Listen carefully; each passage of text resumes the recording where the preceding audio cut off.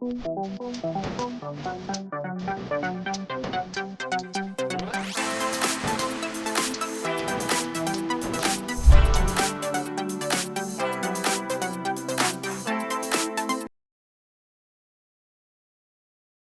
you for spending your valuable time for this podcast. This is my colleague Aayushi, who's from BC. To introduce Yauhan, Yauhan works with one of the top 5 audit firms and is also a career coach who keeps posting valuable information on LinkedIn and regularly supports job seekers in their job journey. It's a great privilege for us to have you in this conversation, Yauhan. Thank you again. Subin, thank you so much for inviting me. I've known you now for a few years. We've definitely had some good conversations. And I'm super excited for you to have this podcast where you're spreading so much of wealth of information. Thank you. So, Yauhan, for the people who don't know, would you be able to share a bit more about your background and what motivated you to become a career coach? Yeah, absolutely. So as you said, Subin, I work right now full-time for Deloitte Canada. I am part of their change management practice, supporting internal projects and internal business transformation. Aside from that, over the past few years, I have done a lot of coaching, specifically career coaching. And the way this started was actually during the pandemic, when there was a big influx of people losing jobs, and there was so much uncertainty in the market. So I received a lot of requests from people asking for help. And this is where my journey into coaching began. Before that, informally, I used to always mentor people. I was part of career services at U of T during my undergrad as well as during my master's. But really the coaching journey began during the pandemic, and one by one, I started helping as many people as I could with everything from getting clarity on their next career direction to their resumes, their branding, as well as interview preparation and practice. Yeah, I do regularly see a few of the posts which you do about people thanking you, and it's an inspiration for people like us also who have started into this footstep. Over to Aayushi. So, Yauhan, you mentioned that you started during pandemic. So, what strategies do you think have changed since pandemic till today, like what we have like today in the Canadian job market? Yeah, so the job market today is very, very different than what it was a few years ago, right? Okay. So ever since the pandemic, things have shifted drastically. Where, for example, a lot of jobs now give you the option of remote, right? Mm-hmm. And that itself has evolved now to hybrid as opposed to completely remote. In terms of the market, there has been so much ups and downs where there was a lot of people who lost jobs, and then the market picked up again in 2022, 2023, and then we saw a downturn again last year in 2024, and it's not been the best so far in 2025 as well. There's been lots of ups and downs. There's also been technology that's evolved, right? So we've had a lot of job seekers now getting smart about using AI tools, including, ChatGPT, for example, to get guidance on resumes, to create cover letters, software such as Udly for job seekers to practice interviews, which really did not exist pre-pandemic. So there's been a lot, that it's been difficult from a market perspective, but that we've got access to a lot of information tools, technology that have helped job seekers as well. When you say about AI and when you talk about like there's a lot of like influx going on in today's job market. So do you have any strategies you can suggest so that we can stand out in today's competitive job market? Yeah, absolutely. From a technology perspective, I would say very important for job seekers to be aware of what's available to them. There are certain tools that are absolutely no cost. So definitely, if you are on a budget, start by leveraging them. And then there are tools which, have a little bit of a monthly payment, and, these work equally well as well. And you can take it for a few months, you can leverage it and see if it's been working well for you. And then hopefully that helps you at least, secure some interviews, right? And then you can cancel your subscription. So there is many things. It's just about being aware that these exist, and then obviously being able to learn how to use them effectively. But technology is just one piece. Besides that, you have to be able to take that resume that AI helps you with, and then be able to customize it for different applications, right? You need to tweak that cover letter as well. You need to go out and build relationships and talk to people, right? AI does not do that for you. And then, of course, you need to be able to be very clear and confident in your interviews. So that gives, the employer on the other end also the confidence that you have value to offer and you are the right fit. So yes. I truly agree with that. I also feel like in order to get an interview call, I think the important piece is your resume, right? And what do you think, like, what's happening, like, when people are not getting calls? I have been to so many networking events, and I've noticed people not getting calls, and they do have like perfect resumes. So what do you think, what goes missing, and what would be the key strategies you will recommend them? Yeah, that's an amazing question, Aayushi. So a lot of people think that applying for jobs online and mass applying for jobs is the right strategy to get interviews, right? Yeah. But there is so much more beyond that. So step number one that I recommend is for everyone to be very clear on what's the next best role for them. A lot of job seekers are applying to wrong roles because they are really interested in that role, but unfortunately they don't have the skills, the qualifications, and the experience. Then you have job seekers who are applying to the right roles that they're qualified for, but they're applying to the wrong level. So maybe they were a director back home and they've recently moved to Canada, and now they only want to apply for director and above roles. But they have to recognize that things are different over here, and Right. they may not be suitable for that exact same level. That doesn't mean you have to take 2 steps back, but you have to reassess how you stand in the Canadian market and be a little more flexible. So that's number one. Step number one is gaining that clarity. Step number two, once you have that clarity, then you want to design a resume and a LinkedIn profile to be aligned with that. Right? So if somebody looks at a copy of your resume or your LinkedIn profile, they know exactly who you are, what your expertise is, and all of that needs to align with the role you're targeting. The third step after that is creating a brand for yourself online, right? Because if you don't do that, you're depending on your resume, and that resume itself is not enough because everybody else is doing that, right? So when I say creating an online brand, it means going out there and talking to the people who may have an influence in you getting an interview. So who are these people? These can be, colleagues from previous jobs. It can be, professors and friends from school. It can also be hiring managers, recruiters, as well as people who are in jobs that you want to have, right? So it's very important to first recognize and build a list of these people, and then start reaching out to them to gain more information, to build relationships with them, to add value to them if you can. And this will then, in turn help you secure referrals, which help you get your foot in the door and at least get an interview. While you're doing that, you also want to brand yourself on LinkedIn. So this is, actively using LinkedIn, sharing valuable content when you can, engaging with other like-minded people in your industry or in your profession. So that way you come across as someone who knows about the topics and has value to add, right? So I think a combination of all of this, Aayushi, is what job seekers need to do instead of just purely relying on the resume. I did understand because you talked about how someone has a director experience back home, and then they come here and then they can do some tweaks and then go to the networking events, and they could, because they have so much of experience, they will still land a job. But I also see a fresh graduates coming from college and universities with limited experience, maybe having 1 or 2 co-ops, and sometimes even they don't even have a co-op. So what is the best way for them to quantify achievements on resume? Yeah, so that's another great question. So the bigger challenge is, people who don't have experience or who have limited experience. Right? So in that case, what I would recommend is gain that experience. And experience does not always come with a job, right? You can get experience by working on projects. So for example, if you're still in school, get the opportunity to work on projects with your colleagues and for your professor. Experience can also come when you're part of extracurricular activity, right? That also counts for experience. Volunteering is an amazing way of gaining experience, right?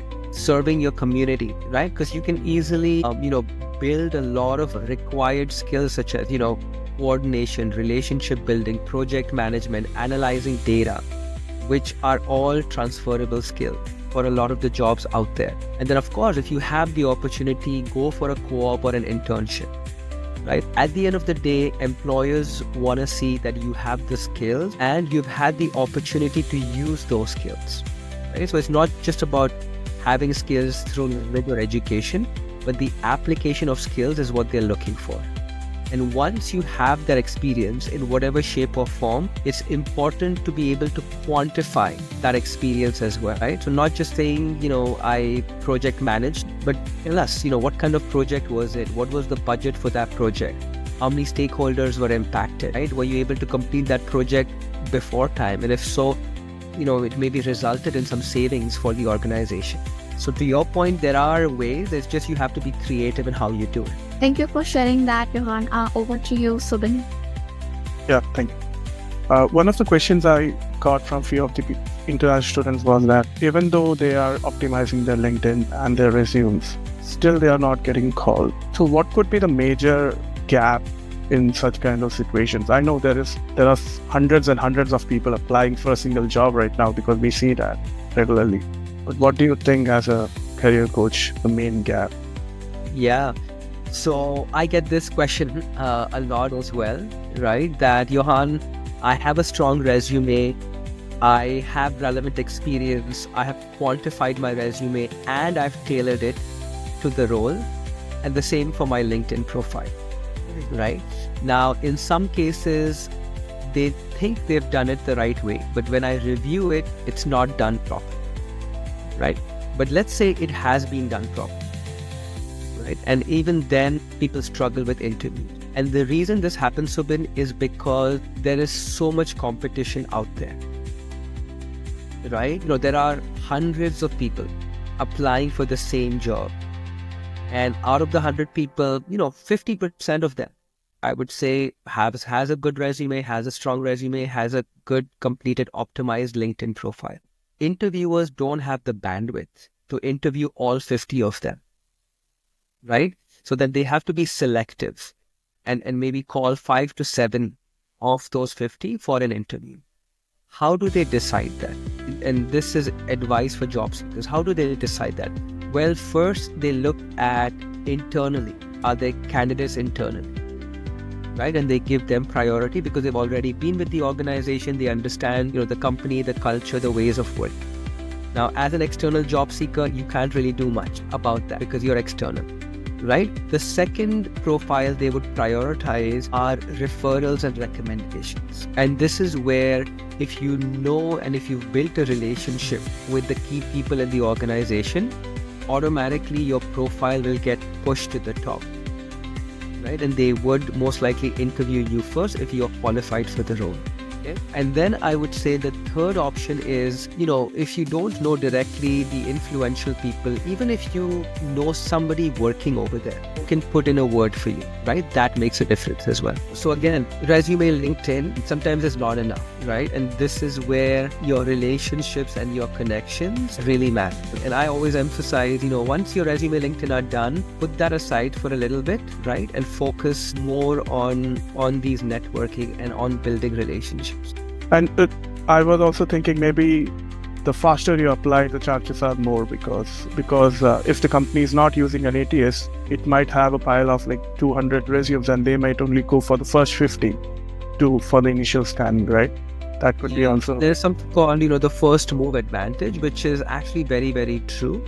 So I would say, as soon as the job gets posted, take some time to review your resume, customize it, make sure your LinkedIn profile is good to go, and then go ahead and apply, because the chances are if you wait for, especially in today's market, if you wait for a few extra days or if you take it to the next week, they may have already started interviews. Right. In terms of a fresher out of college who is looking for a co-op, maybe that person might not have any experience in their field. Maybe they might have worked back home in some other field. So how can they leverage their resume or maybe their studies to get that co-op? Because in co-op also there is a lot of competition. How can they utilize their resume? Yeah, so two strategies for this. Number one is on the resume, before you apply for co-op, think about, what is required for that co-op in terms of skills and experience, right?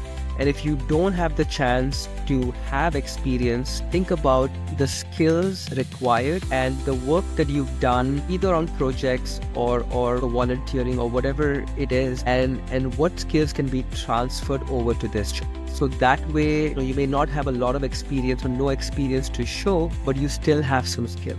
Ideally, you want to be able to show how you use those skills, but you're right, sometimes there is no opportunity. But a lot of people who come here, they have done some sort of project or some sort of work back home, right? So I would say think about that and think about, don't just include that, but think about what's relevant and include only the relevant things on the resume. Right. I echo that, because sometimes when we come here and we just forget what we have actually done back home, maybe many of the things which we did back home might be relevant here. It's just brushing up all those thoughts and putting it in your resume. Yeah, and like I said, it doesn't have to be experience on a job. Yeah. Right? Because everybody thinks, resume is all about putting what work you've done, right? But it's not that. You can have sections for volunteer, you can have sections for community involvement, you can have a section for projects, right? As a fresh grad, those are perfectly acceptable as long as they are relevant and have relevant skills. Okay. Over to Aish. Subin, so we discussed about like LinkedIn profiles and resumes. So when we get a call after, because our resume got selected, and that's the reason why we are getting calls. And what are the common mistakes people usually make during the phone call interview or during the HR round? And how can we avoid them? Like just the common mistakes. I'm pretty sure you must have faced a lot of them, like questions coming in. But what are one of the most common mistake they usually do on phone call interview or with the hiring manager when they ask for an interview call?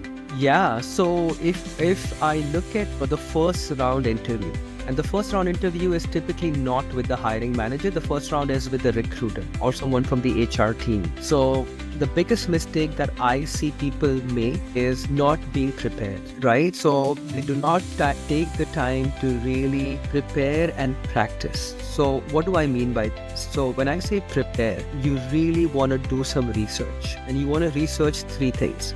The first thing you want to research is the company, right? So learn more about the organization, what they do, what's the culture like over there, what are the values, what's the mission vision, because you will use this information in your answers.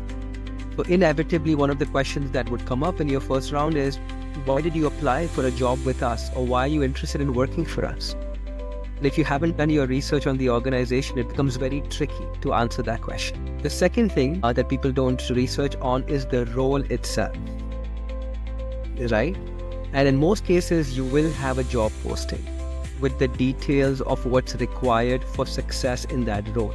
So the job posting has a section with responsibilities, with qualifications, right? And that essentially should serve as your guide for what to expect. So if they ask you in the first round, Aayushi, why are you a strong fit for this role?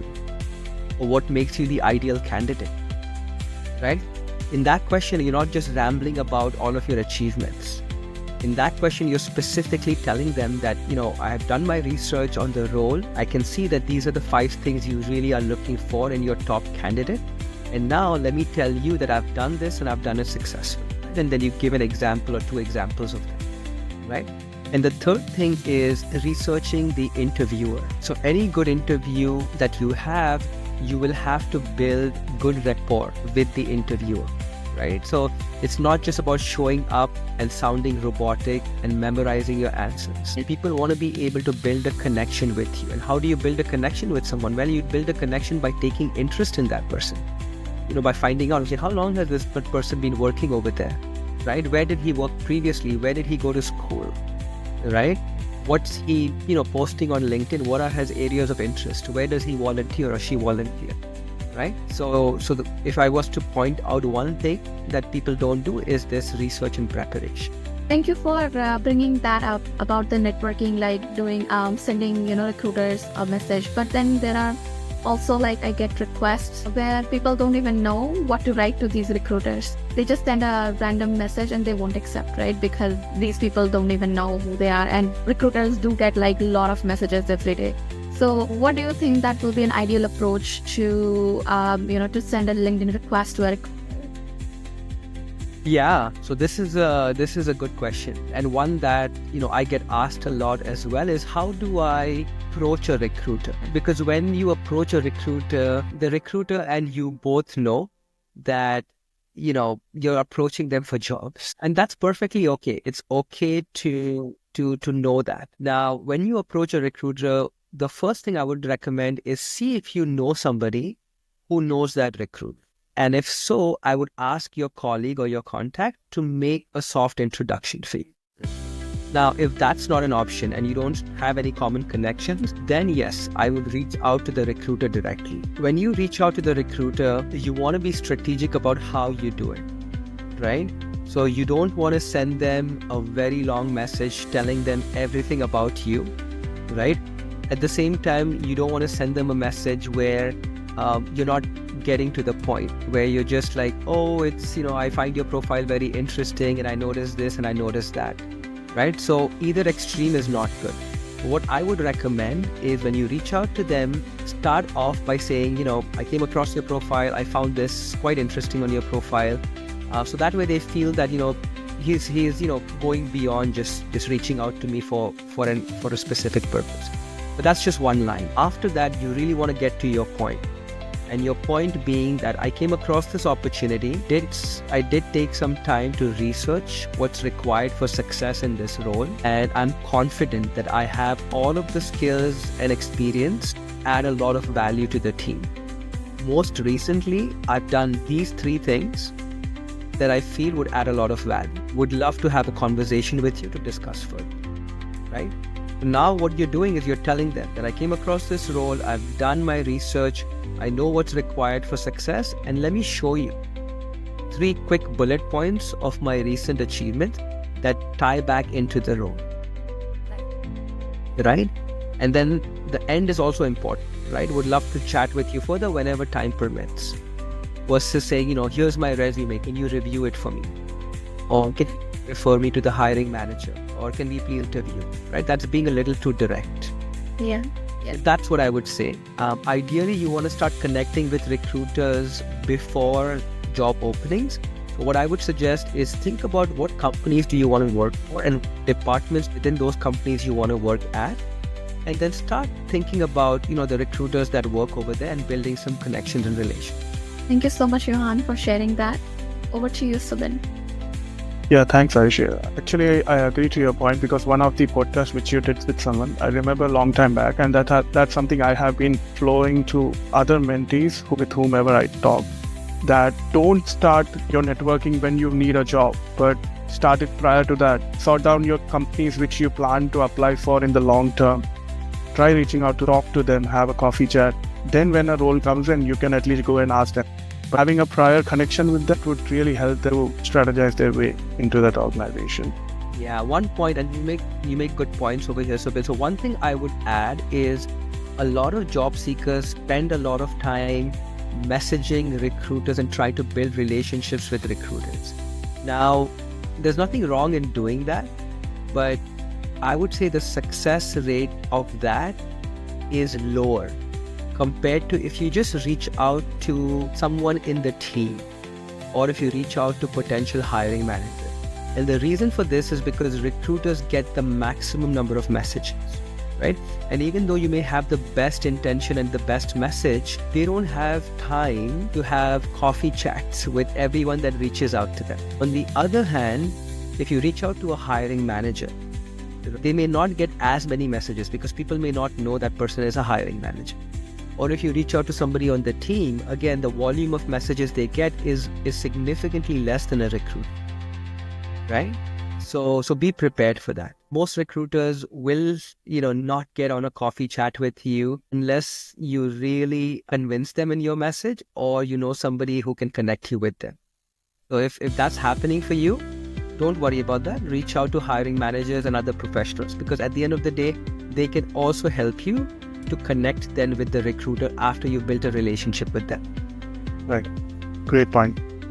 Yeah, that's a point which most people don't look forward to. Yeah, and sorry to add on to that as well, success rate of a cold message in a platform like LinkedIn is between 10 to 20%. So what does that mean? If you send 100 messages, right, you can expect 10 to 20 people to get back to you. So that's average. So don't be surprised if you get 5 out of 100 people reaching out to you, right? If you get, more than 15, 20, you're actually much above the average. So have that kind of framework in mind. So that way you're not kind of feeling frustrated or feeling upset that why are people not responding. But of course, when you send out messages, take time to tailor it to the person as opposed to a copy paste to 100 people. Networking is a major key point in all your conversations. I have watched that through LinkedIn, and LinkedIn is one of the ways you can network with someone and going to networking events. While going to networking events, we see a lot of people coming in, right? So how do you think a candidate can stand out or maybe build a rapport through that networking event with a hiring manager or any person within that company? Yeah, that's a very good point. And you're right. Networking events, there are hundreds of people, right, trying to get the attention of the right people. So what I would recommend is a few things. Number one, know exactly who is going to be attending that networking event, okay? And research that and then reach out to those people in advance, okay? So if you know there are recruiters or hiring managers or industry professionals attending, reach out to them saying, Subin, I noticed that both of us will be attending this networking event. I'm really excited to meet you for XYZ reasons. I look forward to connecting in a couple of weeks. That's it. So that way they hopefully at least remember that you reached out to them. Now, when you're over there, make it a point to say, if you remember, we connected a couple of weeks ago and it's, wonderful to now meet you in person. And then you have your conversation. I think that way you've already built a little bit of that connection with them. The other thing in networking events is to be prepared. So know exactly, what companies are showing up, what roles do they have open. You can have very targeted conversations with people, right? As opposed to here's a copy of my resume, what is available that matches my profile, right? You want to do your homework before. The other thing I would say is go prepared with an elevator pitch. A lot of times you go to a networking event and people will ask you, tell me about yourself or nice to meet you. Could you share a little bit about yourself? And people either don't say enough or they ramble on for 5 minutes, right? So you want to have that, 1 minute elevator pitch ready on, who you are, what you've accomplished and what are you looking for.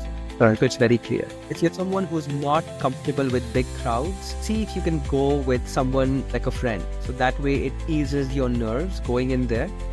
But with that being said, I would say, when you're over there, don't just spend your time with that friend because that's your comfort zone, right? But use that friend to ease your nerves and then hopefully, go and meet as many people as you can.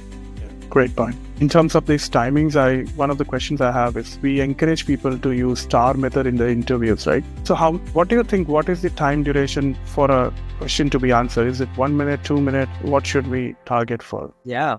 So the STAR method is excellent. And a lot of companies actually prefer that you use the STAR method in your responses.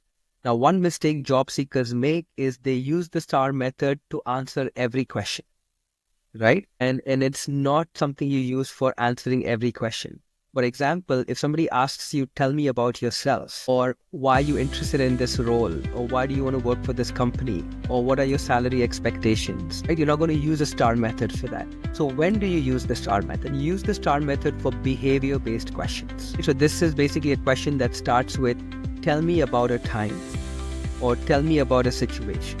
Right? Where you'll use the STAR method to say, okay, this was the situation, these were the tasks that I was assigned with, these are the 2 or 3 actions I took, and these are the results I achieved. And this is how this benefits the role. So that's kind of the flow for behavior-based questions. And then in terms of, what was the other question? How short should we keep it? Within 2 minutes? Your responses does not matter what the question is. Typically, you don't want to speak for more than 2.5 minutes. Sometimes, 30 seconds is enough if it's a very direct question. And sometimes you may have to spend, minutes, right?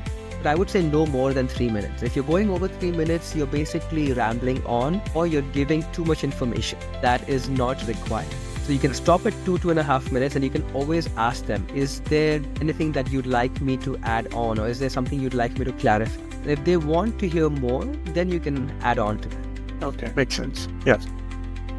Aayush. Please, Subin. So my question is like, what industry in today's job market, like in Canada, we are experiencing the most growth? Yeah, so this obviously, keeps varying from time to time. But in today's market, there are certain industries that are definitely booming more than others. So anything to do with analytics is definitely something that, you should be targeting. Anything to do obviously with, AI and specifically Gen AI, we're seeing a lot of boom in that. So technology industries overall, including cybersecurity, are seeing a lot of growth. Now, outside of the technology space, there's also a boom in healthcare. Right? There's also a boom with edtech, education tech, also with fintech, so financial technology firms, including the banks, right? There's also a big boom in the construction industry, but then the construction industry goes through, cyclical patterns as well. So I would say those are, the industries as well. I'm into consulting, and, consulting also sees patterns, but typically, consulting companies show a growth as well. Right. So this is an industry certainly you can look at as well. But I would say, certain industries, if it's of interest to you, right, do some research on where that industry is trending. And there's a lot of information available online where you can find out what is the outlook for that industry a couple of years from now. Right. And you want to pick something that really has potential for growth in the future. Great thing. Because recently I also moved my role. I was in core HR, and then I moved myself to HR analyst position, which is more like data integration and related to system implementation, because I felt like the market is going in that direction. So core HR will be there, but there was high potential of being into the analytics side. So I totally agree. I did a lot of research on that, and that's how I navigated my career towards that side.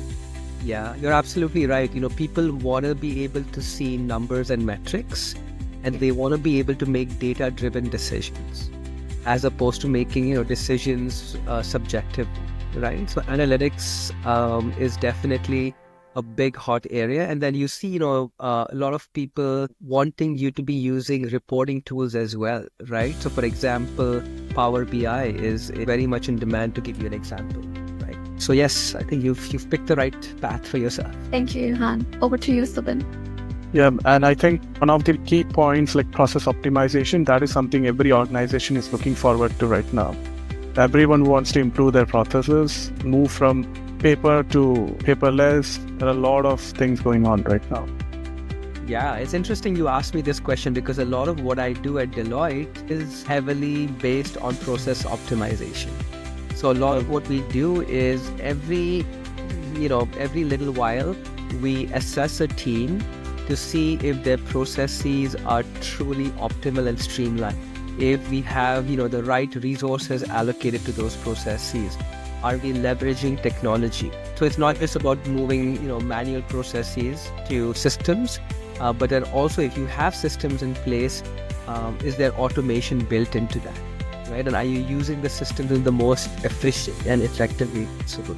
Because you're right, if you influence process optimization, it results in people obviously saving time, because now they're not spending 20 hours doing this, spending 5 hours. And then the balance of the time they can use to do other value add activities for the business. Yes. There's also cost savings, right? Because now, you don't need so many people doing those activities. You can reduce the resource count over there. So you're right. Process optimization, certainly a big hot topic as well. Yeah. With so many things going on right now and so many industries coming up, so many roles coming up, how do you think a job seeker can identify their positive strengths or maybe the passion which can drive their career goals in the long term? Yeah, definitely. The first step, Subin, in your job search process is to do a self-reflection exercise. So, I tell people that before you do job searching, you need to do soul searching. So soul searching before job searching. And what I mean by soul searching is not going on a meditation retreat, although you can do that if you do. But what I mean by soul searching is really taking some time to understand who you are, what are your strengths, what are your weaknesses, what are your passions and your interests, and what are your values. So your skills and strengths, your interests / your passions, and your values. Once you know these things, then it becomes very clear for you to know what roles, what companies, what industries your profile would fit best into. Now, you can take assessments to get this information. You can do reflection and write down what you feel. You can ask your colleagues or people you've worked with or people who know you really well, and they can give you, a lot of this information as well. And once you have this information, then it's about, matching that to the roles that require those skills, that require those strengths, matching your values to organizations that have similar values, right? And then this makes the job search process a lot more streamlined as opposed to applying for any job that you may not even have the skills for, or that you may not even have the interest for, or applying for a company where the values that you have are so misaligned, where even though you may get the job, but a few months into the job, you may not like the manager or the culture or the company. So thank you for asking that question, because it's so important to do that soul searching before you begin your job search journey. Yeah, I think one of the major ingredients is the assessments, because there are certain platforms like Plum, which actually give you we might be ignoring those patterns in our lives, but it gives you the actual pattern, what we are and where we can improve in the long-term career growth, right? So I think it's an important topic. Other than that, with so many jobs being applied by an individual and not getting any responses, how can the person take that rejection into their minds or hearts and then come back for a next day, refreshing themselves and again going back in the same speed? What advice would you give for the managing of mental stress, or how they can handle these kind of situations? Yeah, that's such an important question, Subin. I'm glad you asked it, right? So job search is definitely a journey, and sometimes this journey takes a few weeks, but more often than not, it can take a few months. And in some cases, it can even take beyond, a year. And it's not an easy journey, because applying for jobs, networking is not fun for everyone. It takes a lot of time, takes a lot of effort, and a lot of thought and energy that needs to be put in, right? And we're not robots, so we're not, just sitting behind laptops and applying for jobs and not feeling any emotions. We're human beings, so we have emotions. So we do feel frustration, we do feel anger, we do feel resentment when we submit applications and don't get interviews, when we message people and don't hear back from them, when we give an interview and get ghosted, right? So my big recommendation here would be to think about what is in your control and what is not in your control. So applying for jobs, having a good resume, building a good brand, networking, connecting with people, those are all things in your control. So you continue doing that in the right way, right? And take rejection and build that resilience, because everybody gets rejected, right? Any of us right now, if we were to apply for 10 jobs, I can guarantee you that we will face, rejections for 7 or 8 out of those 10, right? Doesn't matter what we've done, what we've achieved. But that's inevitable. So we need to learn how to accept. As long as you've done your part, right, and you have control over that, follow that process. What's outside your control, right, don't sweat that too much, right? Because if somebody rejects your resume, right, a lot of people think that they are rejected because their resume was not good enough. But that is not the case.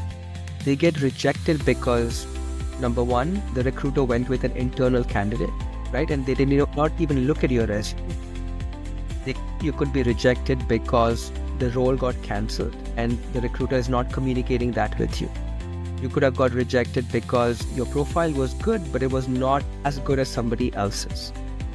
There's many things that go on in the background, right? And when you get that rejection email or you get that rejected interview call, it has nothing to do with your competence, your caliber, and your potential. It's very important, in addition to having that resilience, it's very important to have a good support system around you, to work with other job seekers who are on the same path with you. If you can get a mentor who can advise and guide you. If you need formal coaching, you can, reach out to some career coaches as well. And I would say, do things in a planful way. So mass applying for jobs, mass messaging people, those are not good strategies. So follow the right strategies, maintain a resilient mindset, and get help when you need it. I would say those things really will help you overcome some of those rejections and frustrations. Yeah, I'm happy you shared all the factors which result into these rejections, because mostly everyone takes into their heart, and because maybe I'm not worth that job and all those guilty feelings come in, right? I think that you have answered very beautifully here. I wanted to share one of the stories. So one of my colleague, she reached out to me and she mentioned like how other person got the same role and they posted on LinkedIn. She didn't got depressed because she got the rejected email. She got depressed because she saw someone else in her community got the same role, and they used to be colleagues, and now she is leaving the company, and then she's feeling bad for that purpose, not for the purpose because she got the rejection email.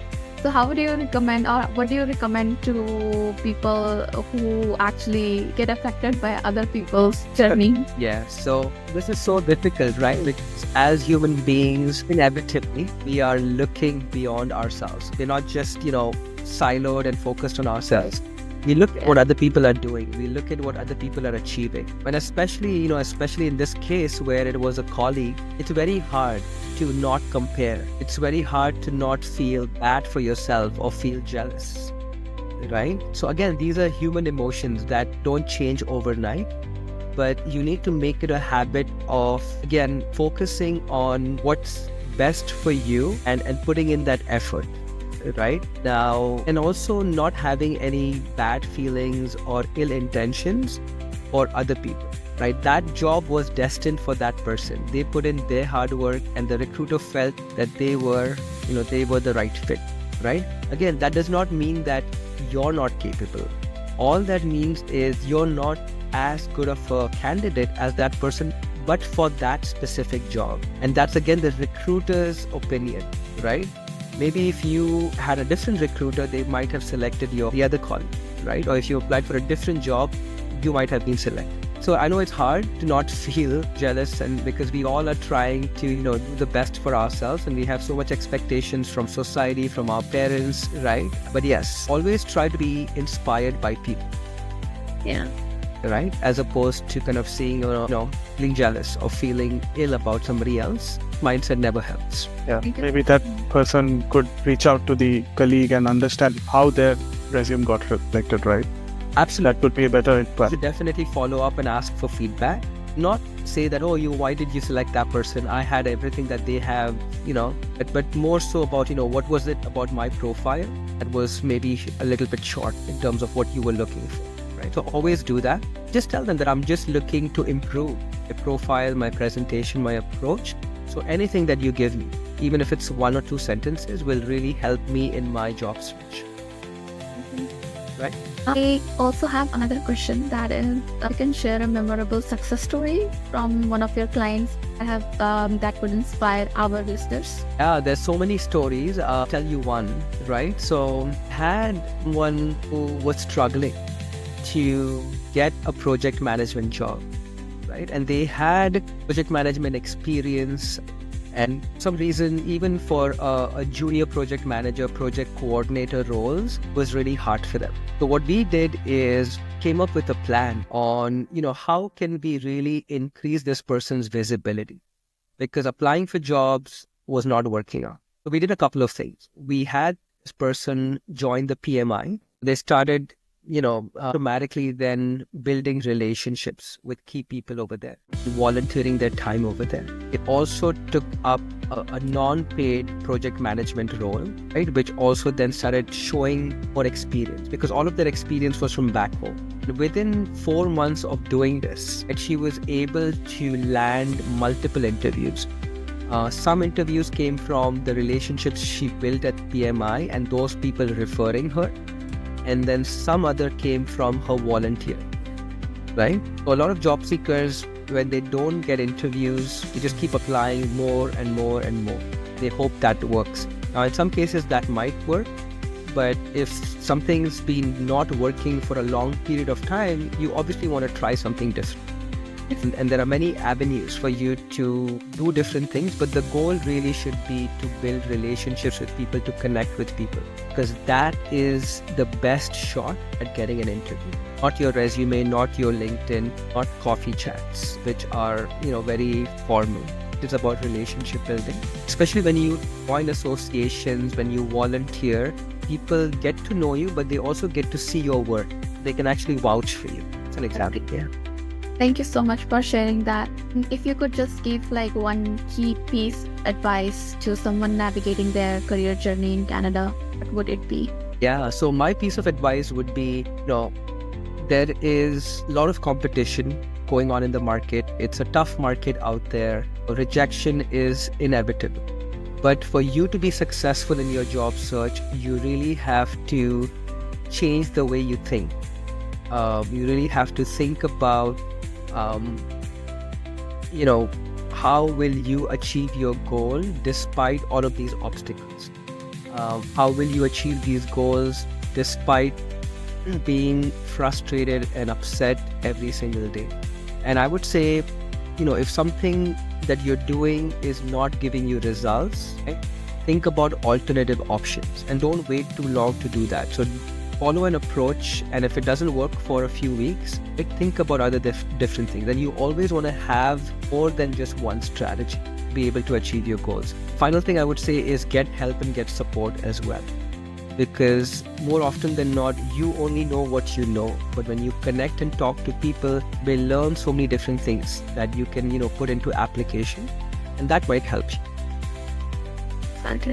Thank you so much, Yauhan. Most welcome. Thank you so much for sharing all your insights. I'm hopeful that our listeners will really get inspired from you, and hopefully they will reach out to you in case they need any support from your end. Thank you, Aayushi. It was a pleasure. I loved the questions that you asked, as well as the couple of stories you shared as well. I really enjoyed that. Thank you so much for having me. Thank you. Thank you so much. Thank you, Yauhan. Thank you. Thank you.